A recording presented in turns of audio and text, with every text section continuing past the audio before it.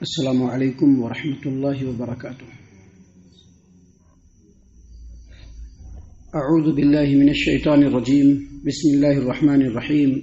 واللہ خلقکم ثم یتوفاکم ومنکم من يرد الى ارذل العمر لکی لا يعلم بعد علم شیئا ان اللہ علیم قدیر۔ اور اللہ تبارک و تعالیٰ کی ذات گرامی ہے جس نے تمہیں پیدا کیا، پھر وہی تمہیں موت دیتا ہے، اور تم میں سے کچھ لوگوں کو رذیل ترین عمر تک پہنچایا جاتا ہے تاکہ سب کچھ جاننے کے بعد بھی وہ کچھ نہ جانے۔ یقیناً اللہ تبارک و تعالیٰ سب کچھ جاننے والا اور قدرت والا ہے۔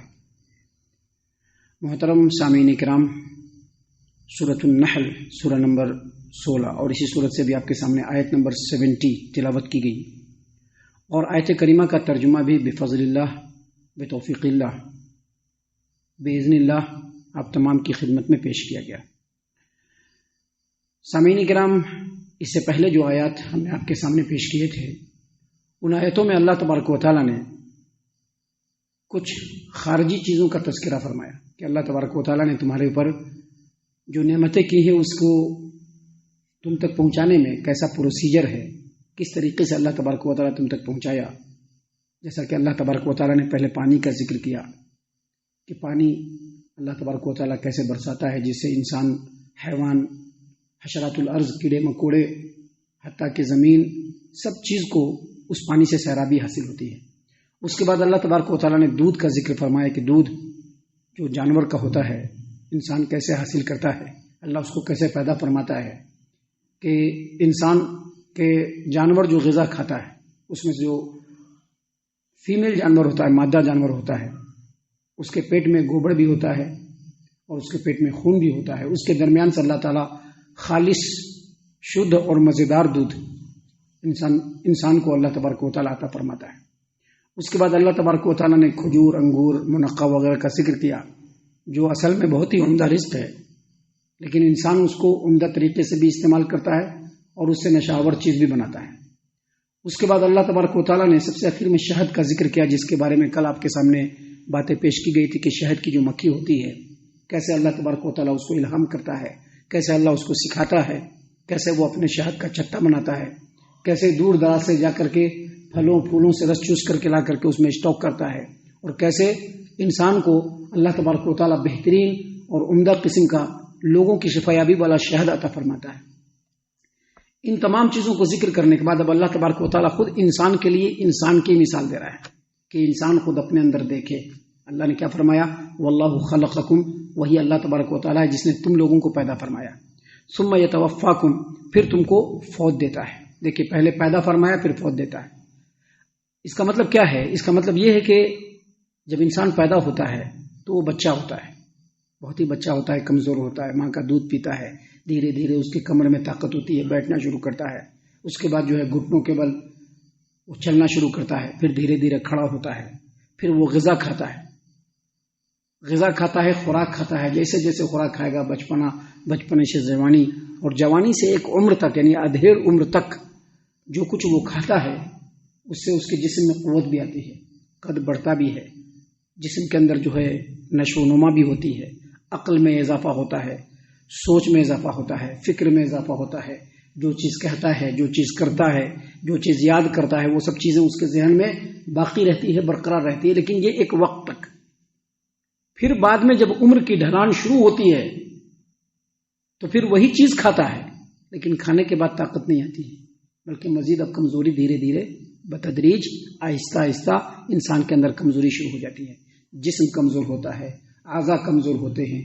عقل کمزور ہوتی ہے، سوچنے سمجھنے کی صلاحیت مزمحل ہوتی ہے، حتیٰ کہ ایک وقت ایسا بھی آتا ہے کہ انسان کچھ بولتا ہے یا کچھ کرتا ہے وہ اس کو یاد نہیں رہتا ہے،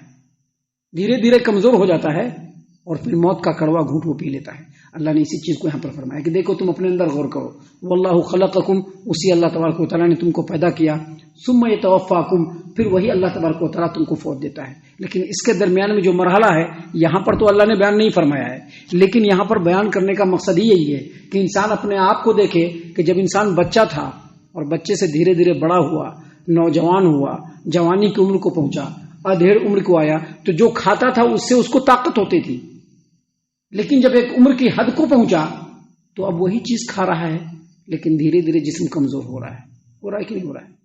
دھیرے دھیرے اعضاء کمزور ہے، ہو رہا ہے کہ نہیں ہو رہا ہے؟ دھیرے دھیرے عقل کمزور ہے، سوچنے سمجھنے کی صلاحیت چھین پڑ رہی ہے۔ انسان پہلے بچہ تھا، پھر دھیرے دھیرے بڑھاپے میں بچہ ہونا شروع ہو جاتا ہے، چڑچڑاپن آ جاتا ہے، ضد کرنے لگتا ہے بچوں کی طرف سے، بیکار اور فالتو کی باتیں کرنا شروع کر دیتا ہے، کیونکہ اب اس کا ذہن پہلے جیسا نہیں رہا، اور پھر اس کے بعد وہ موت کے آغوش میں چلا جاتا ہے۔ لیکن اللہ نے یہ بھی فرمایا ہے کہ وَمِنْكُمْ مَنْ يُرَدُّ إِلَىٰ أَرْذَلِ الْعُمُرِ، تم میں سے کچھ لوگوں کو رذیل عمر میں بھی پہنچا دیا جاتا ہے۔ رذیل عمر کا مطلب کیا ہوتا ہے؟ جو بتایا جا چکا ہے کہ انسان بالکل بدحواس ہو جائے، سوچنے سمجھنے کی صلاحیت بالکل چھین پڑ جائے، ختم ہو جائے، جسم جو ہے وہ بستر سے لگ جائے، اپنا کوئی چیز کرنے پر وہ خود قادر نہ ہو، دوسرے کا محتاج ہو جائے، اس کو کہتے ہیں رذیل عمر۔ یہاں پر غور کرنے کی بات یہ ہے کہ انسان اب یہاں پر سوچے کہ یہ جو انسانی زندگی کے اندر تبدیلی ہے، ایسا کیوں ایسا ہوتا ہے؟ کون ہے ایسا کرنے والا؟ وہی اللہ تبارک و تعالیٰ، دوسرا کوئی نہیں ہے۔ وہی اللہ تبارک و تعالیٰ ہے جو یہ تمام تبدیلیاں کرتا ہے، اور وہی اللہ تبارک و تعالیٰ ان تبدیلیوں کو روک بھی سکتا ہے، وہ اس پر بھی قادر ہے۔ انسان یہاں سے پورے بڑھاپے کی زندگی گزار کر کے جائے گا، لیکن قیامت کے میدان میں پہنچے گا تو کیسا ہوگا؟ پورا تندرست ہوگا، اس کے اندر ہر چیز کو سہنے سمجھنے کی صلاحیت ہوگی۔ اللہ تعالیٰ اس کو لوٹا بھی سکتا ہے، روک بھی سکتا ہے۔ بڑھاپے کی عمر کو اللہ تبارک و تعالیٰ روک بھی سکتا ہے۔ اللہ چاہے تو ارذل العمر میں پہنچنے سے پہلے انسان کو موت بھی دے سکتا ہے، اور اگر اللہ تبارک و تعالیٰ چاہے تو ارذل العمر میں بھی انسان کو اتنی طاقت اور قوت ہوگی کہ وہ اپنا کام خود سے کر سکتا ہے۔ دنیا میں بہت ساری مثالیں ہیں، بہت سارے لوگ 100 سال کی عمر جی لیے، 120 125 سال کی عمر جی رہے ہیں، لیکن پھر بھی جسم میں طاقت ہے، چل رہے ہیں، پھر رہے ہیں، سارا کام کر رہے ہیں۔ بہت سارے ایسے لوگ ہیں جو 75 80 تک پہنچتے ہر چیز کے لیے مجبور ہو جاتے ہیں۔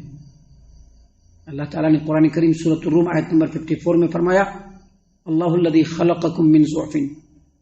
ثم جعل من بعد ضعف قوة ثم جعل من بعد قوة ضعفا وشیبہ یخلق ما یشاء وهو العلیم القدیر۔ اللہ نے فرمایا کہ اللہ تبارک و تعالیٰ ہے جو تم لوگوں کو کمزور حالت میں پیدا فرماتا ہے، پھر اس کمزوری کے بعد اللہ تبارک و تعالیٰ تم کو طاقت دیتا ہے، آدمی جوان ہو جاتا ہے، ہٹا کٹا ہو جاتا ہے۔ اس وقت کی جو بات ہوتی ہے، اس وقت کی جو حالت ہوتی ہے، وہ بالکل عجیب و غریب ہوتی ہے۔ ثم جعل من بعد قوة ضعفا وشیبہ، لیکن پھر اس قوت کے بعد اللہ تعالیٰ انسان کے جسم میں کمزوری اور بڑھاپا دیتا ہے، اور اللہ جو چاہتا ہے پیدا فرماتا ہے، اور اللہ تبارک و تعالیٰ ہر چیز کے اوپر قدرت رکھنے والا اور ہر چیز کو جاننے والا ہے۔ تو یہ چیز سمجھنے کی ہے سب سے پہلے کہ جو ہماری زندگی میں جو تبدیلیاں ہیں یہ اللہ کی طرف سے ہے، لہذا اللہ کے علاوہ کوئی بھی عبادت کے لائق نہیں۔ دوسری بات، یہ جو ارذل العمر کی جو بات ہوئی ہے، اس سے اللہ کے رسول صلی اللہ علیہ وسلم پناہ مانگنے کے لیے کہا کرتے تھے۔ ارذل العمر یعنی وہ عمر جس میں انسان رذالت کو پہنچ جاتا ہے، ذلت کو پہنچ جاتا ہے، اپنا کام کرنے پر خود وہ قادر نہیں ہوتا ہے،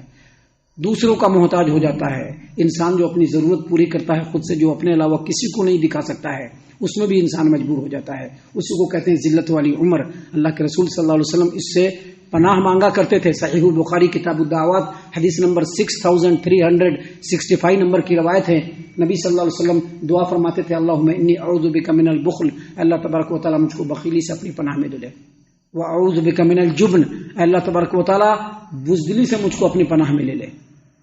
واعوذ بک ان ارد الی ارذل العمر، اللہ تبارک و تعالیٰ رذالت والی عمر میں لوٹائے جانے سے تو مجھ کو اپنی پناہ میں لے لے، کہ چلتے پھرتے اللہ تو مجھ کو اپنے پاس بلا دے، اور واعوذ بک من فتنۃ الدنیا وعذاب القبر، اور اللہ تبارک و تعالیٰ دنیا کے فتنے اور قبر کے عذاب سے تو اپنی پناہ میں لے لے۔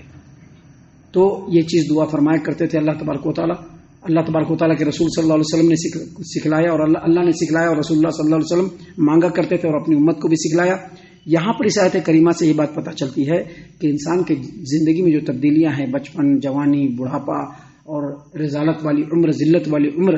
ان تمام کی جو تبدیلیاں ہیں وہ اللہ کے ہاتھ میں ہیں، اور اسی لیے انسان کو چاہیے کہ اللہ کے علاوہ کسی کے بھی بارگاہ میں نہ جھکے، اللہ کے علاوہ کسی کو بھی مشکل کشا حاجت روا نہ سمجھے، اللہ کے علاوہ کسی سے کچھ مانگے نہیں،